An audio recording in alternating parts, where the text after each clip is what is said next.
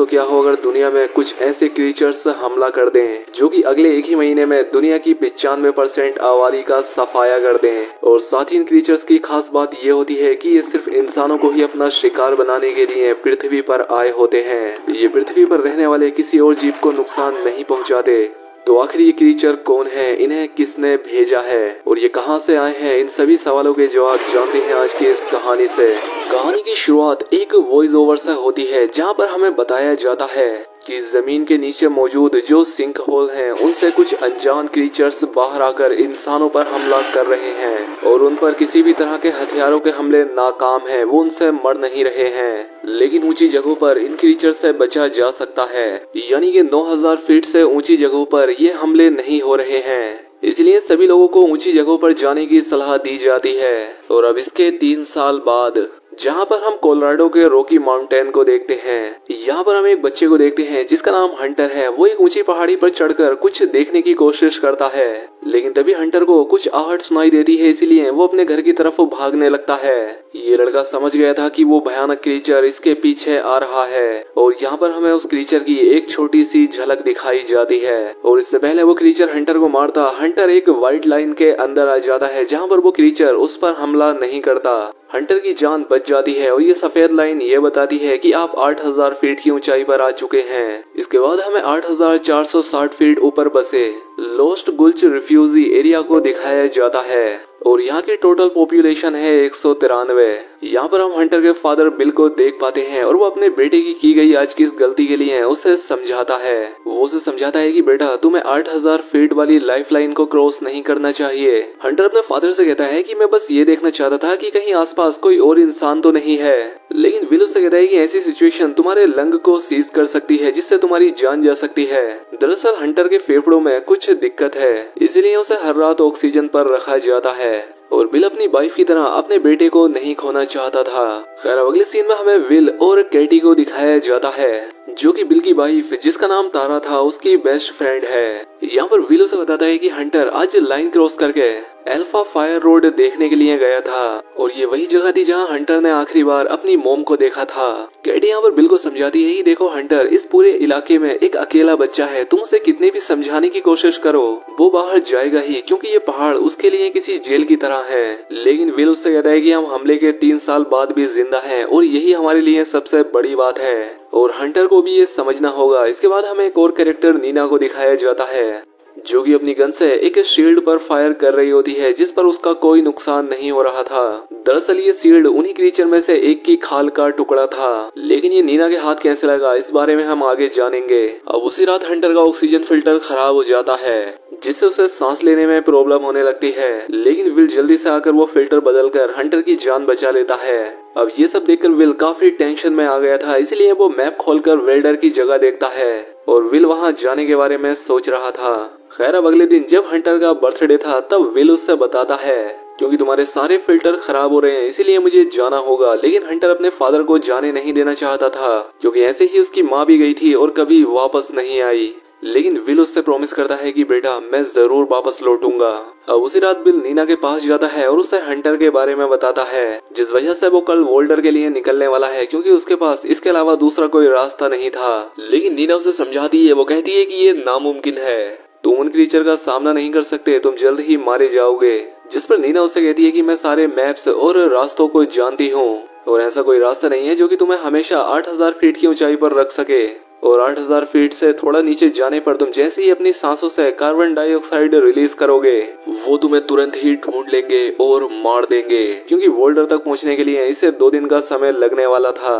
अब यहाँ पर विल नीना से कहता है कि तुम ही एक ऐसी सर्वाइवर थी जो उन क्रीचर्स से लड़ी थी और जिंदा भी बची थी और ये सालों से उन पर रिसर्च भी कर रही है, इसे उनसे लड़ने की स्ट्रेटेजी अच्छे से पता है और वोल्डर में नीना की लैब भी है, क्या पता नीना को वहाँ पर इन क्रीचर्स को मारने का कोई तरीका मिल जाए।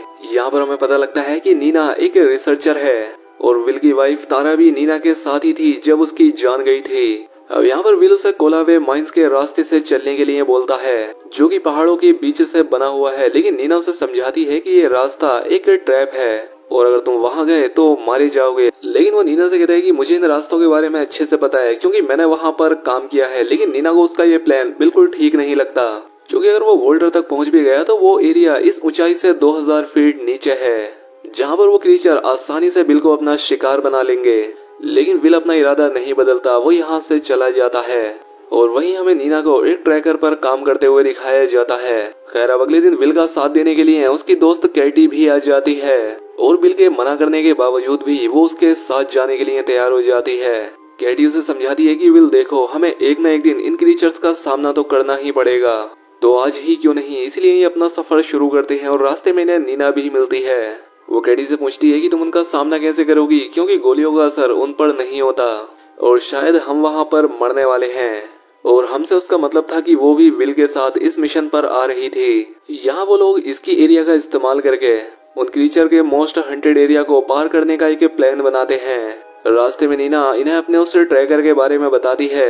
वो कहती है कि ये उन क्रीचर के इलेक्ट्रोमैग्नेटिक फील्ड को कैच करता है, क्योंकि ये रीपर्स बहुत ही हाई इलेक्ट्रोमैग्नेटिक फील्ड बनाते हैं, जो कि इस प्लेनेट अर्थ पर किसी भी एनिमल से सबसे ज्यादा है। और यहाँ पर हमें पता लगता है कि उन क्रीचर को रीपर्स कहा जाता है। अब ये लोग एल्वा फायर रोड के नीचे पहुंच जाते हैं, यानी कि अब इनका सफर 8000 फीट से नीचे का शुरू होगा। अब रास्ते में आगे बढ़ने पर उन्हें बहुत सारे घोड़ों का एक झुंड दिखाई देता है, जिससे ये बात समझ आ जाती है कि ये रीपर्स, ये क्रीचर सिर्फ इंसानों को ही अपना शिकार बना रहे थे। अब जल्द ही ये लोग इसकी एरिया में पहुंच जाते हैं, जिसकी ऊंचाई थी 7610 फीट। यहाँ पर बिल बताता है कि ऊंची वाली जो चोटी है वो 8000 फीट से ऊपर है और इसकी के जरिए ये लंबा रास्ता आसानी से तय किया जा सकता है।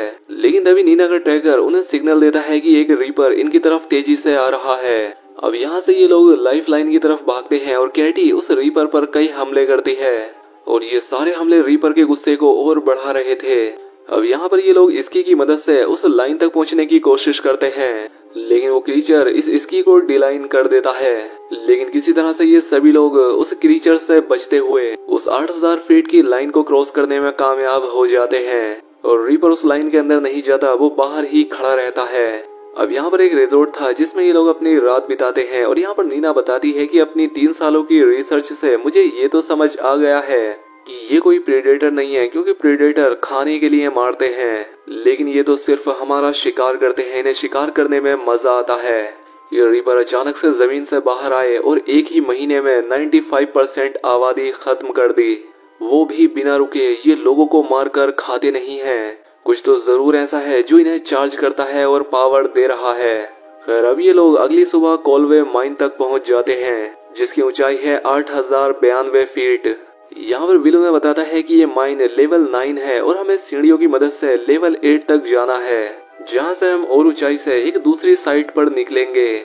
वहाँ से वर्ल्डर 12 माइन यानी कि वहाँ से 19 किलोमीटर की दूरी पर है। लेकिन नीना विल से पूछती है कि तुम्हें कैसे पता कि ये लाइन 8000 फीट से कम नहीं होगी, क्योंकि माइंस की जो टनल है वो सीधी नहीं होती और ना ही एक हाइट पर होती है, और ऐसा हो सकता है कि हम सेफ लाइन से नीचे चले जाएंगे।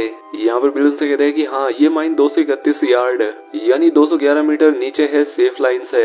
लेकिन नीना सही सोच रही थी, क्योंकि वो रीपर आए थे जमीन के नीचे से, वो किसी भी अंडरग्राउंड जगह पर हो सकते हैं, वो अंधेरे में देख सकते हैं और माइन के अंदर छोड़ी जाने वाली कार्बन डाइऑक्साइड को बड़ी आसानी से कैच कर लेंगे।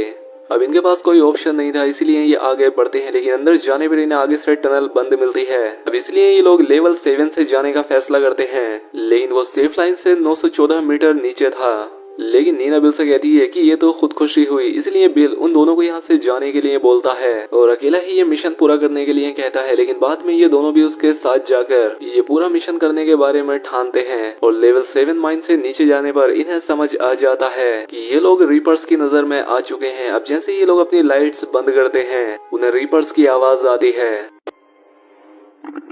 अब इसीलिए वो उनसे बचकर भागने लगते हैं और माइन के एक छोटे होल में जाकर अपनी जान बचाते हैं। ये यहाँ पर अपनी सांसें रोक लेते हैं, लेकिन रीपर अपनी पूंछ में मौजूद सेंसर से इनकी सांसों को सेंस करने की कोशिश करता है। तभी कैटी को दूसरी तरफ से एक लाइट दिखाई देती है और ये उस रीपर को फ्लेयर की रोशनी से डिस्ट्रैक्ट करके वहाँ से निकलने की कोशिश करते हैं। लेकिन दूसरी साइड भी एक रीपर खड़ा था जो कि केटी की जान ले लेता है, उसे अपने साथ खींचकर ले जाता है। अब इस वजह से नीना और विल को थोड़ा टाइम मिल जाता है और वो इस माइन से बाहर निकल जाते हैं। अब केटी का इन्हें दुख तो होता है, लेकिन ये कुछ कर नहीं सकते थे, इसलिए ये लोग आगे बढ़ते हैं और रात में एक टूटे हुए घर में रुकते हैं। यहाँ पर इन्हें कार भी मिलती है जो कि अच्छी कंडीशन में थी। अब डिनर के वक्त नीना विल को बताती है कि लैब में पाराक्लस नाम का एक केमिकल है जो कि मैग्नीशियम ऑक्साइड का एक क्यूबिक वर्जन है और मुझे वो चाहिए क्योंकि नीना का ऐसा मानना था कि हम उन रीपर्स की स्किन को इसलिए भेद नहीं सकते क्योंकि वो इलेक्ट्रिकली चार्ज्ड हैं। उनकी बॉडी में किसी तरह का एक डिफेंस मैकेनिज्म है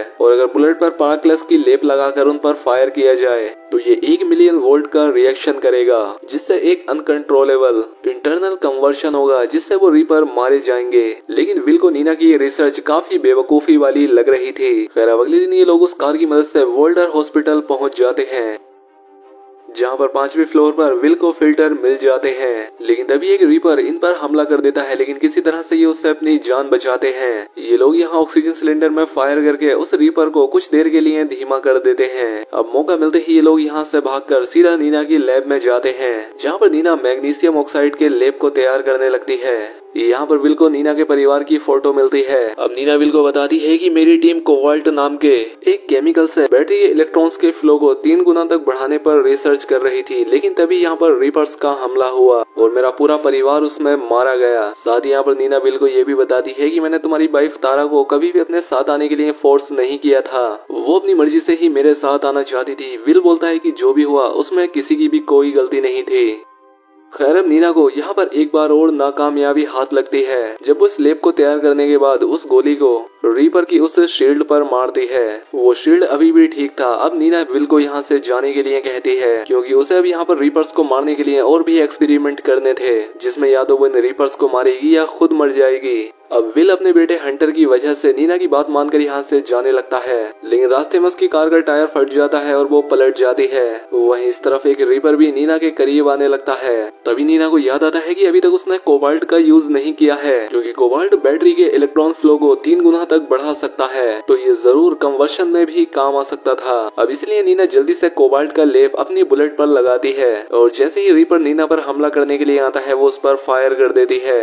वहीं दूसरी तरफ हमें बिल को दिखाया जाता है जो कि उस गाड़ी से उठकर ऊंचाई की तरफ भाग रहा था और छिपने की कोशिश कर रहा था, लेकिन रीपर ने उसे हर तरफ से घेर लिया था। यहाँ पर विल उन पर कई गोली चलाता है और आखिर में हार मानने ही वाला होता है, लेकिन तभी एक गोली आकर रीपर को लगती है और वो नीचे गिर जाता है और तभी रीपर में एक जोरदार धमाका होता है और वो फट जाता है और ये गोली नीना ने चलाई थी। यानी कि अब नीना ने इन्हें मारने का तरीका खोज लिया था कोबाल्ट की मदद से। अब यहाँ पर मौजूद जितने भी रीपर्स थे नीना एक एक करके उन सभी को मारने लगती है और यहाँ पर इन रीपर्स के टुकड़े देखकर नीना और विल समझ जाते हैं कि ये रीपर्स कोई असली क्रीचर नहीं थे, बल्कि ये मशीन थे जो कि ना खाते थे, ना सांस लेते थे और ना सोते थे। इनका टारगेट सिर्फ इंसानों को ही खत्म करना था। वो 8000 फीट से ऊपर नहीं जा पाते थे क्योंकि शायद उन्हें ऐसा ही बनाया गया था, लेकिन आखिर इन्हें किसने बनाया, इसके जवाब में वो दोनों आसमान की तरफ देखते हैं। अब क्योंकि बचे हुए सभी लोगों को पता लग चुका है कि इन रीपर्स को कैसे मारना है, इसीलिए वो ग्रुप्स में निकल पड़ते हैं इन रीपर्स का शिकार करने के लिए। और इसी के साथ ये फिल्म, ये कहानी यहाँ खत्म हो जाती है। आखिर में हम उन क्रीचर्स को सिर्फ मरता हुआ देखते हैं। दोस्तों अब इसी सस्पेंस के साथ ये फिल्म यहाँ खत्म हो जाती है। इसमें हमें नहीं बताया गया कि आखिर ये क्रीचर्स किसने भेजे हैं, क्योंकि इन रीपर्स की सच्चाई हमें इस फिल्म में नहीं बताई गई है, जिसका पता लगेगा हमें इस फिल्म के अगले पार्ट में। तो